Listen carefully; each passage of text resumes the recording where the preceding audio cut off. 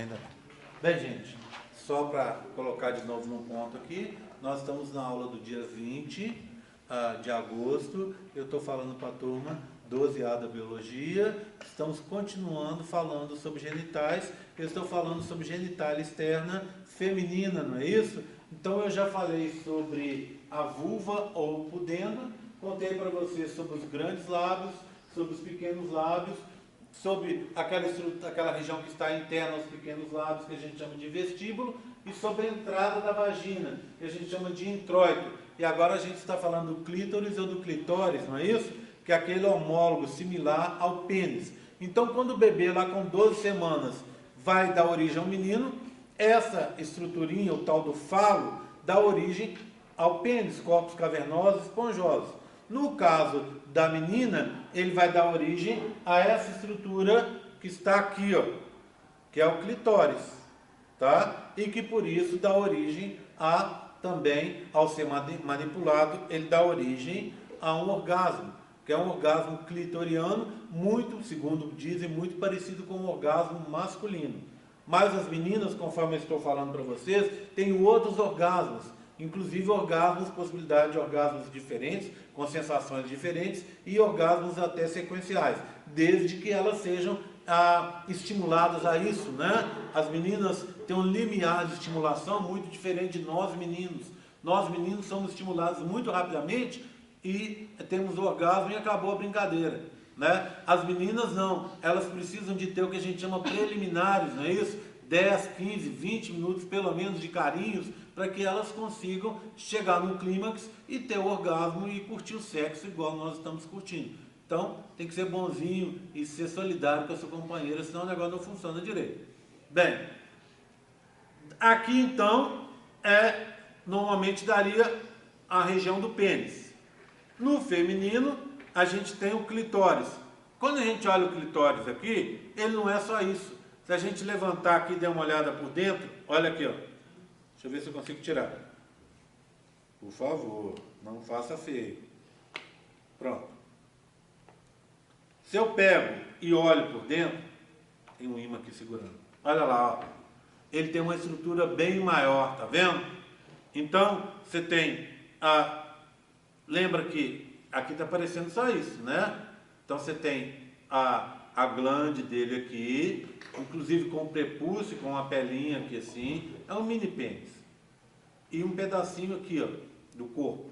Mas quando você olha por baixo, por dentro daquela pele que está ali embaixo da região dos grandes lábios, olha aqui, ó, você tem uma série de estruturas que no homem daria origem ao corpo esponjoso e os corpos cavernosos aqui, ó, que a gente chama de crura, tá? Não preocupe com o nome, não. Bem, o que acontece? Dizem alguns cientistas que é a proximidade dessas regiões aqui com a vagina é que vai dar origem a esses outros tipos de orgasmo, ou seja, estímulos que começam na vagina, mas que estão relacionados com essa proximidade é que dão esses orgasmos diferentes na menina. Então, quando a gente está falando do sexo feminino, tá vendo? Não é só aquilo que vocês estão vendo, é muito mais do que isso. E o conhecimento dessas regiões do seu próprio corpo, né, que tem a ver com quanto mais você conhece, mais você se aceita, mais você vai aproveitar a sensação prazerosa que ocorre ali durante o ato sexual, vai ser uma sensação melhor para você e você consegue até ter orgasmos diferentes, orgasmos aparentemente maravilhosos, que nós homens vamos ficar só chupando os dedos, tá bom? E não vamos saber nunca, tá? Bem, tudo bem com a genitália externa? O que me interessa agora é olhar um pouco para dentro dessa estrutura aqui, da vagina. Quando eu dou uma olhada um pouco para dentro, eu vejo aqui, ó, então, tá a vagina aqui, tá vendo? Né? É um tubo musculoso, é o órgão copulatório feminino. Logo no primeiro terço dele, você vai ter uma estrutura aqui, ó. Bem, só lembrando, vagina já é genitália interna, não é? Já está para dentro do corpo, tá? Então, genitália interna.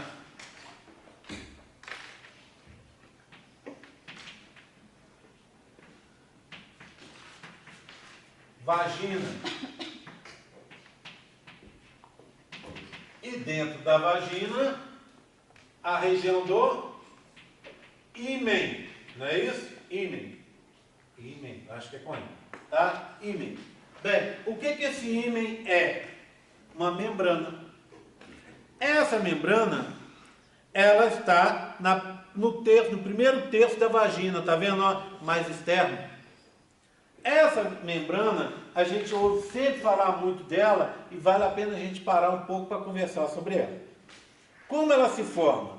Ela se forma devido ao desenvolvimento embrionário e ali ela vai separar duas regiões que têm a ver com a formação do útero e da vagina propriamente dita. Então ela está no limite entre essas duas regiões, tá? E ela não teria o papel que vocês estariam pensando normalmente. Porque se eu ponho, hoje eu já falei isso, né? Se eu preciso proteger essa região interna contra ataque de micro-organismos, já que ela é aberta, né? Ó, ela é aberta. Uma bactéria poderia entrar por aqui, passar pelo útero, passar pelas tubas e cair lá dentro do peritônio e causar uma infecção. Então, eu coloquei uma membrana aqui, o que a gente pensaria? Essa membrana é para proteger a parte interna, mas não é bem assim. Se eu for olhar os tipos diferentes de ímen, olha o que eu tenho aqui. Ó. Aqui nós temos alguns tipos de ímen, tá vendo? Vai desde um ímen totalmente aberto, tá vendo? Ó? Inexistente, não é? A menina pode nascer sem ímen, né? Até um ímen totalmente fechado, tá? E ímens perfurados, com perfurações diferentes, tá vendo? Ó? Ímens com perfurações diferentes. Bem, se você pensasse nisso, no ímen, como uma forma de te proteger contra uma infecção, o único que protegeria seria esse aqui, concorda comigo? Tá? Mas esse ímen aqui, que a gente chama de imperforado, sem perfuração, esse ímen, ele vai dar um problema quando você tiver a sua primeira menstruação lá na menarca. Lembra? Quando começar o seu ciclo. O que acontece? A menstruação desce, esse ímen tem essa membrana que impede a passagem do fluxo para fora. Esse fluxo, se ficar parado ali, vai te dar uma infecção, você vai começar com febre, começar a se sentir mal. O médico vai ter que ir ao médico. O que o médico faz? Pega o bisturi e faz um piquezinho aqui. E a membrana que seria para proteção deixa de ter proteção. Todas as outras formas, olha, buracos maiores ou menores, permite a passagem do fluxo menstrual. E se permite a passagem do fluxo menstrual, também permite a entrada de bactérias. Então, essa região não serve para isso, tá? Ela provavelmente, ela é como o apêndice, o dente de siso, tá? E outras estruturas que a gente tem, que seriam estruturas vestigiais, que no nosso caso não tem mais uma função clara, tá? Mas nós, na sociedade aí ocidental, né, nós temos uma preocupação imensa, e oriental também, né, não é só aqui no Ocidente, uma preocupação imensa com essa região, né? As pessoas ficam extremamente preocupadas com essa região, tá? Então, por exemplo, a gente ouve, e olha, a gente está falando de 2018, hein? Amigos nossos falando assim, ó, que aquela fulana ali é para namorar, que ela não é virgem mais, enquanto aquela outra ali que é virgemzinha, ela é para casar, tá? Aí vem o cara e fala assim, e aí, como é que foi a lua de mel? Se aproveitou bem? Sangrou? Ela era virgem mesmo? Porque se não sangrar não é virgem. Olha que engraçado. Nem sempre essa ruptura do ímen acontece no primeiro ato sexual. Pode acontecer, mas pode não acontecer. A menina pode romper esse ímen. Naturalmente, ele pode ser um ímen de um tipo ou de outro, que se rompe durante antes da menarca, ou na própria menarca. Então, e às vezes sem um motivo específico. Não é porque a menina introduziu alguma coisa lá, não. É porque às vezes rompe à toa mesmo. E às vezes, quando rompe, não sangra. Então o cara pode ter um ato sexual com a menina que é virgem, o ímen romper e não sangrar. Aí vocês vão falar, poxa, mas eu sempre ouvi falar que na primeira relação sexual tem sangramento, incomoda, etc. Pode sim, tá? Não estou dizendo que é sempre que não acontece o sangramento. Mas a maioria dos sangramentos que acontecem é justamente por quê? Por causa do nervosismo da menina durante o ato sexual. O primeiro ato sexual é muito difícil. Por quê? Porque envolve o nervosismo da menina. E quando a menina fica nervosa, o que acontece com a vagina?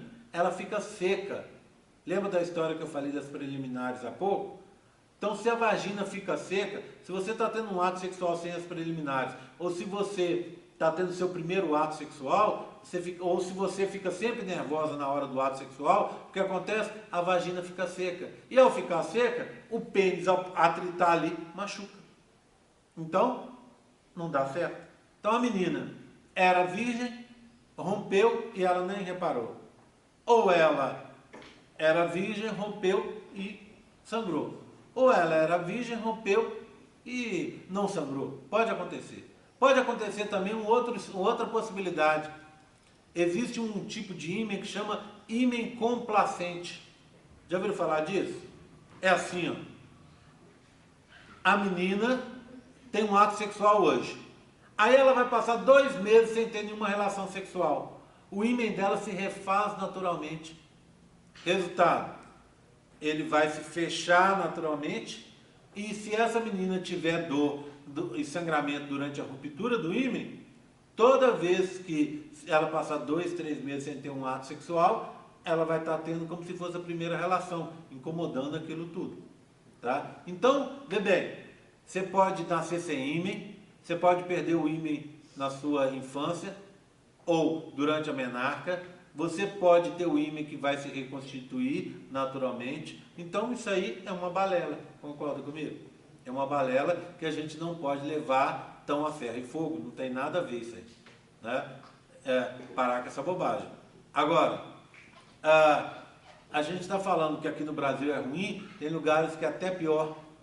Por exemplo, se você achar um indiano lindo, maravilhoso, e quiser casar com ele, conseguir casar com ele, se ele for, porque lá tem um sistema de castas, né? Ele for de boa família, um Brahman da vida, a casta mais elevada da Índia e tal, sabe o que vai acontecer? Sabe como é que funciona? Funciona assim. Para você casar com ele, você vai ter que fazer um estágio na casa dele. Normalmente esse estágio são 2 anos. Você vai largar a sua vida e vai ficar trabalhando de doméstica lá para a turma durante 2 anos. Aprendendo o serviço da casa, fazendo tudo quanto é vontade da turma lá. Pronto. Se você for aprovado e for casar com o cara, você vai ter que fazer um teste de virgindade. Você vai ao médico da família e ele vai te dar um atestado, afirmando que o seu ímã está intacto. Não adianta você virar e falar assim, eu sou virgem. Essa palavra não vale. Tem que olhar o seu ímã. E se você não tiver ímã? Perdeu naturalmente. Ou se nunca teve ímã? Não adianta. Azar seu, você está falando mentira. E aí você não vai servir para casar com aquele cara. Imagina que situação, que ponto que a gente chega por causa de uma bobagem tão grande quanto essa. Tá? Tudo bem? Então, é uma estrutura que surgiu durante o desenvolvimento embrionário, que está ali e que vai ser rompida. Tá? Durante a primeira menstruação ou no primeiro ato sexual. Tá? Tudo bem? Tranquilo? Posso seguir mais um pouquinho? Vão acompanhando o horário para mim, que eu ando hoje meio perdido de horário, tá? Primeira aula é assim. Ainda por cima eu ainda quebrei meu relógio hoje, então aí agora que complicou um pouco mais. Tá? Então tá o ímã. Agora vamos ver o útero. Olha, esse útero é muito parecido com o útero de vocês. Talvez o útero de vocês seja um pouco menor do que esse. Porque o seu útero é menor do que seu pulso fechado, tá? Então ele é menor do que isso. Talvez seja o seu útero depois que você tiver seu primeiro filho, que aí o útero fica um pouco maior mesmo. Tá aqui, ó. Ele tem uma forma de pera, tá vendo? Então o cabinho da pera seria aqui, ó. A gente chama de piriforme, forma de pera, tá? Ele tem 3 regiões. Olha aqui, ó. Essa região de baixo, aqui, que a gente chama de colo ou cérvix do útero. Então, útero. Vou colocar lá. Útero. Ele tem 3 regiões. O colo ou cérvix, o corpo e o fundo. Olha aqui, ó. Esse é o colo. Já viu aquela história de exame de colo de útero? Preventivo, Papa Nicolau, lembra disso? Então o que acontece? Uma vez por ano tem que fazer, né, meninas? Aí vai lá na ginecologista, ela vai pegar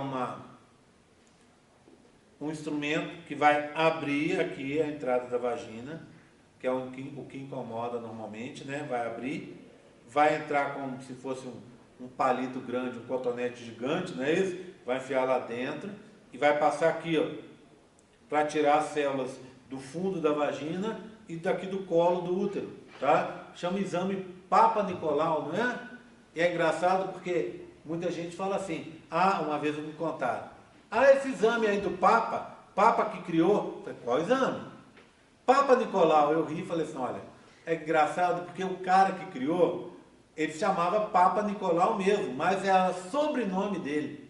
Um italiano, fulano de tal, Papa Nicolau. Então muita gente vê como Papa Nicolau e já pensa no Papa fulano de tal que criou o exame, não é bem assim. O que é que esse exame você faz? Está coletando células do fundo da vagina e começo do útero, do colo do útero, para levar para o laboratório, para eles procurarem detectar a presença possível de células cancerígenas aqui. A maioria dos cânceres que acontecem nessa região são cânceres de ocorrência muito lenta. Então, ele leva 3, 4, 5 anos para ocorrer. Se você faz esse exame anualmente, você detecta antes do surgimento desse câncer e pode tomar providências, tá? Se não, ele fica silencioso aí durante anos dentro do seu corpo. Dá um mioma, por exemplo, dá um câncer aqui de fundo de vagina, que pode comprometer sua saúde e levar até a morte. Bem, então são 3 regiões. Essa é o colo. Aqui é o corpo, ó, vou fechar aqui e fechar aqui, tá vendo? Esse é o corpo. E aqui tá as tubas, tá vendo? Atrás das tubas é o fundo. Deixa eu mostrar para esse que é maior. Então você tem aqui, ó, olha só, esse útero, ele fica assentado, deitado assim, ó. Então a parte de baixo dele está aqui, essa parte de cima fica deitada em cima da bexiga. Está aqui, ó. É por esse motivo que as meninas, quando estão grávidas, essa bexiga é espremida pelo útero que está crescendo e dá vontade de ir ao banheiro toda hora, porque diminui a capacidade da bexiga, de armazenamento da bexiga. Aqui está o ímen, tá vendo? Essa região que está aqui, ó, é a região cervical, né? O cérvix do útero ou o colo, é onde faz o exame. Daqui para cá, ó, daqui para cá seria o corpo.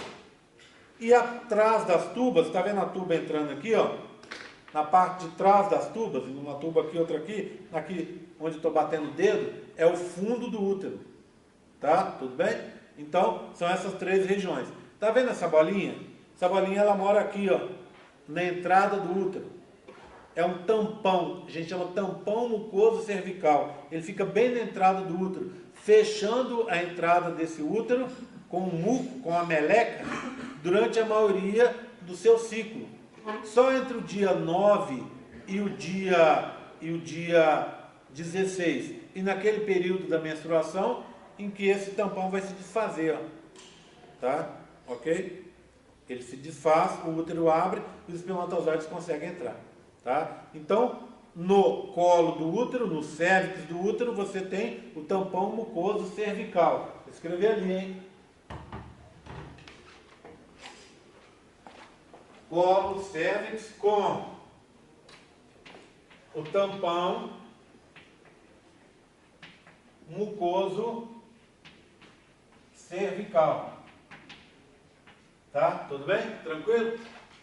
Tá? Bem, vamos olhar as tubas? As tubas são as antigas trompas de Falópio, não é? As tubas ou ovidutos são essas extensõezinhas que partem do útero, tá aqui, ó, tá? Elas são divididas e chegam no ovário, olha aqui, ó, parte do útero e chega no ovário. Elas vão ser o local para captação dos gametas femininos que vão ser liberados aqui na sua, como a gente chama popularmente, ovulação, que vocês vão aprender a partir da semana que vem, como ovocitação, tá? Tudo bem? Tá aqui o ovário, ó. Então, a tuba está chegando nele, parte do útero e chega nele. Se eu for pegar de fora, de dentro para fora, eu tenho algumas regiões, olha, imagina essa parede, peguei aqui, olha meu dedo, pus lá dentro. Está vendo que a tuba atravessa essa parede grossa do útero, que na realidade é muito mais grossa que isso aqui, tá? Então, essa região em que a tuba atravessa a parede, a gente chama de junção útero-tubária ou região intramural. Vamos escrever aqui. Então, tubas, tá? Aqui, ó. Região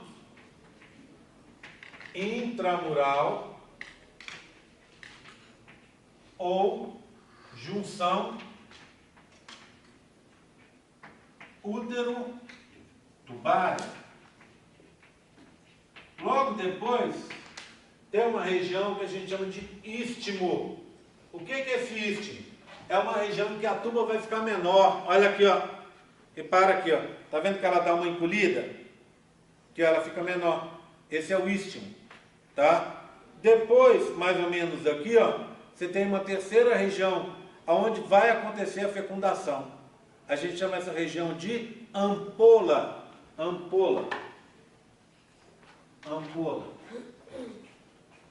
E ali perto, no final da tuba, no fundo da tuba, você tem uma região que se chama infundíbulo, tá? Nesse infundíbulo, você tem expansões na forma de dedinhos que se chamam fímbrias. Vamos dar uma olhada? Então, olha aqui, ó. Região intramural, istmo, ampola, infundíbulo com as fímbrias. O que essas fímbrias fazem?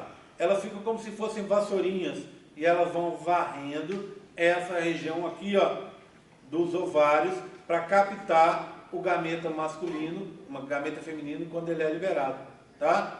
Bem, eu tenho uma outra visão disso aí, talvez um pouco mais fácil para vocês. Olha aqui, ó. Um corte, eu estou olhando só uma tuba, tá vendo? Uma tuba aberta. Olha a parede do útero aqui, ó, tá vendo?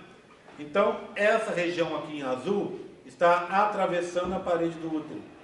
Ela chama de região intramural. Aqui, ó, ou junção útero-tubária. Logo depois, uma região onde diminui, tá vendo? Como é que eu chamo essa região onde diminuiu?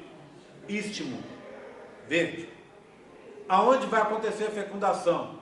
Ampola, vamos anotar ali? Só para a gente lembrar, ampola, na ampola acontece a fecundação. Fecundação, tá? E a região final, no fundo, olha lá, ó, infundíbulo. Infundíbulo. E tem essas extensõezinhas aqui, ó, que são as fímbrias, que elas ficam assim, ó. Então imagina. Meu corpo é o útero, os meus braços as tubas. Aqui estaria o quê? Os ovários. Então quando eu estou chegando no período fértil, o que eu faço? Eu me aproximo do ovário e fico o quê?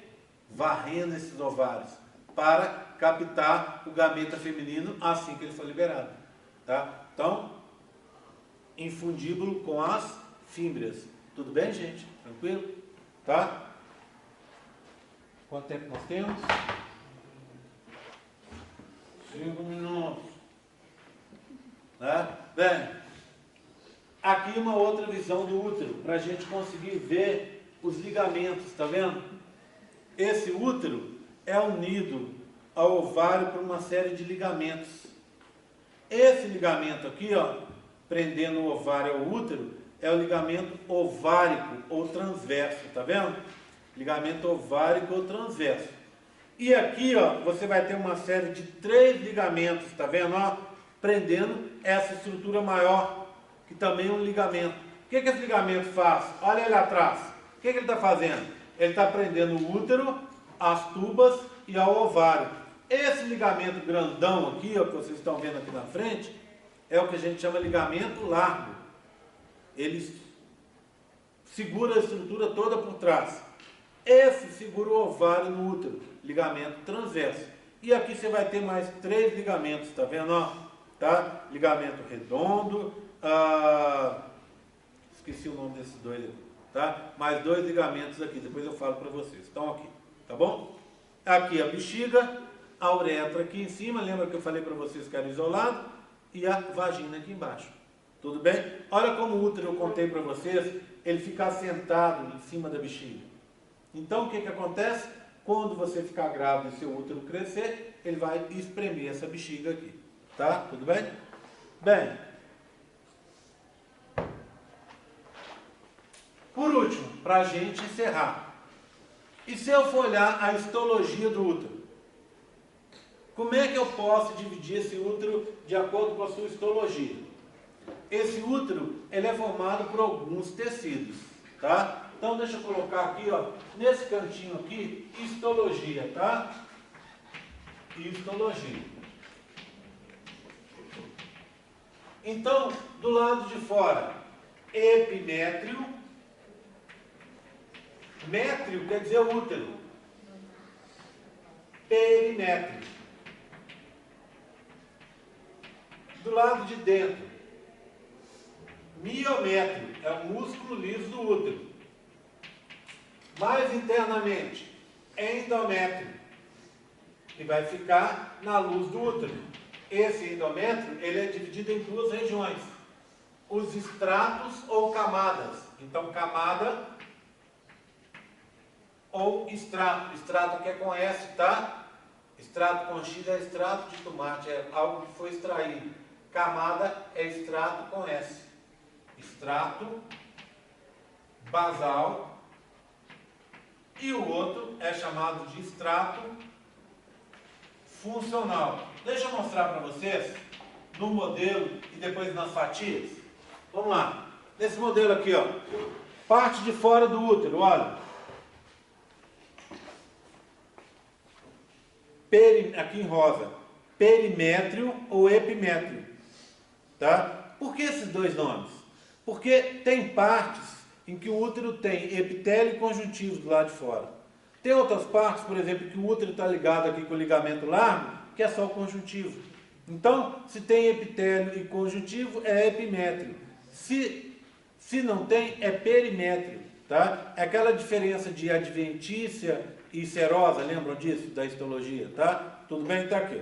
Tá? Bem, aí, ó, a parte de fora. A parte do meio, miométrio, músculo liso. E a parte interna? Interna é endo. O útero é métrio, endométrio. Endométrio, miométrio, perimétrio, epimétrio. Tá? Bem, vamos olhar nas fatias? Imagina agora eu pegar e tirar uma fatia disso aí. Eu tenho isso aqui, ó. Olha lá. Todo mundo me acompanhando, ó. Lembra do lado de fora? Eu posso ter um epitélio que está aqui de rosa, com conjuntivo, ou só o conjuntivo. Epimétrio, perimétrio. Parte de fora. Uma camada grande. Essa é a camada grande, músculo liso. Miométrio. Tá? Tudo bem? Aí, isso aqui tudo é o endométrio. Endométrio é dividido em 2 regiões, tá? Ah, tá errado aqui, assim. Em 2 regiões. O extrato basal, que é esse menor, que fica perto do miométrio, tá vendo? O que eu tenho nesse extrato basal? A base dos vasos e das glândulas do útero, tá aqui, ó. Tá? E depois, nesses 2 terços superiores, mais para dentro da luz do órgão, assim, ó, mais aqui para dentro, né? Eu tenho o quê? O extrato funcional e um epitélio, com conjuntivo e epitélio aqui, tá vendo? Então, onde está a parte de dentro do útero? Aqui. Onde está a parte de fora? Aqui. Então é perimétrio, epimétrio, miométrio, extrato basal do endométrio, extrato funcional do endométrio com epitélio em cima dele. Como é que eu distingo os dois? Extrato basal e extrato funcional. O extrato funcional é aquele que você perde durante a sua menstruação. Então, todo mês que você menstrua, essa parte, daqueles 5 dias seus de menstruação, isso aqui vai embora. E aí, até você chegar no seu dia fértil, esse extrato basal vai, através de mitoses, construir o extrato funcional de novo. No próximo ciclo, menstrua, perde de novo. O extrato basal cresce e compõe o extrato funcional. Então, o extrato funcional é o que é perdido durante o seu ciclo. E quem vai recompor o extrato funcional é o extrato basal. Toda essa região aqui é a parte interna do útero, que é o endométrio. Tudo bem, gente? Tranquilo? É o que eu tinha para falar hoje. Tá? Bem, alguns detalhes importantes que eu não falei mais cedo, porque me lembrei aqui. Como é que funciona? Só enfatizar uma coisa que eu já falei hoje. Pode fotografar, tá? Eu até aconselho a você fotografar do que você tentar copiar o quadro. Porque quando você fotografa, você não perde tanto tempo assim copiando. Chegando em casa, você vai passar limpo, é claro, e vai conseguir entender o que foi falado com mais facilidade, tá? A gente tem aula gravada também, então você vai poder assistir e tirar suas dúvidas ali, tá? Não precisa pedir permissão. Na hora que o quadro estiver cheio, a qualquer momento que você achar, é só tirar o celular e bater a foto. Põe ele no silencioso para não incomodar o barulho e pode tirar as fotos, tá? Ou gravar a aula, ou filmar sem nenhum problema. Só não pode, igual eu já pedi para vocês, para mídias sociais. Tá combinado? Tá? Então agradeço a vocês. A gente, semana que vem...